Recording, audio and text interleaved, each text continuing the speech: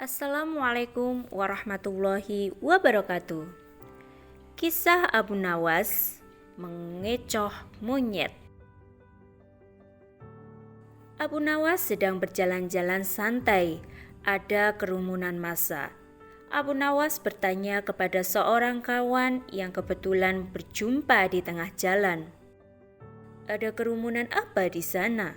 tanya Abu Nawas. "Apa maksudmu dengan monyet ajaib?" kata Abu Nawas ingin tahu.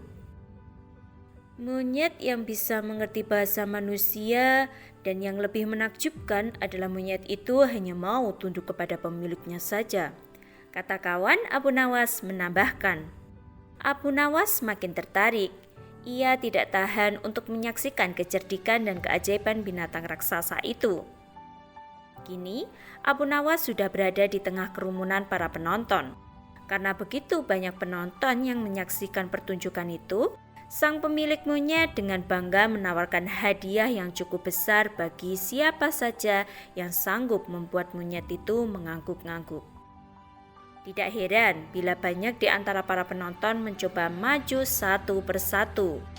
Mereka berupaya dengan beragam cara untuk membuat monyet itu mengangguk-ngangguk, tetapi sia-sia. Monyet itu tetap menggeleng-gelengkan kepala. Melihat kegigihan monyet itu, Abu Nawas semakin penasaran, hingga ia maju untuk mencoba. Setelah berhadapan dengan binatang itu, Abu Nawas bertanya, "Tahukah engkau siapa aku?" Monyet itu menggeleng. "Apakah engkau tidak takut kepadaku?" tanya Abu Nawas lagi. Namun monyet itu tetap menggeleng. "Apakah engkau takut kepada tuanmu?" tanya Abu Nawas memancing. Monyet itu mulai ragu. "Bila engkau tetap diam, maka akan aku laporkan kepada tuanmu," lanjut Abu Nawas mulai mengancam. Akhirnya monyet itu terpaksa mengangguk-ngangguk. Atas keberhasilan Abu Nawas membuat monyet itu mengangguk-ngangguk, maka ia mendapat hadiah berupa uang yang banyak.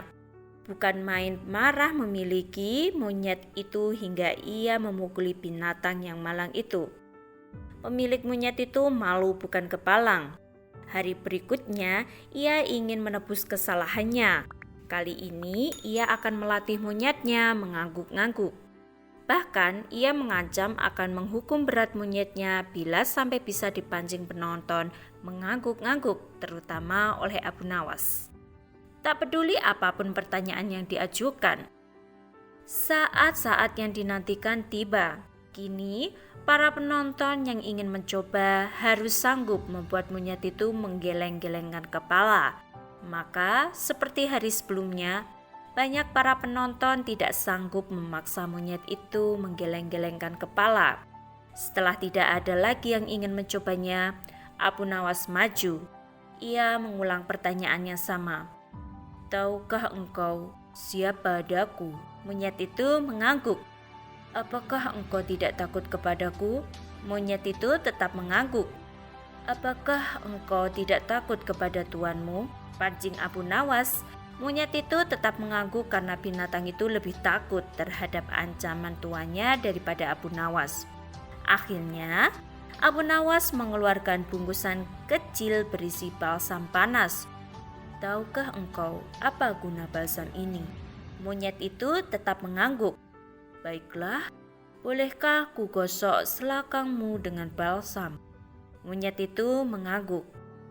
Lalu Abu Nawas menggosok selakang binatang itu. Tentu saja monyet itu merasa agak kepanasan dan mulai panik. Kemudian Abu Nawas mengeluarkan bungkusan yang cukup besar. Bungkusan itu juga berisi balsam. "Maukah engkau bila balsam ini kuhabiskan untuk menggosok selakangmu?" Abu Nawas mulai mengancam. Monyet itu mulai ketakutan.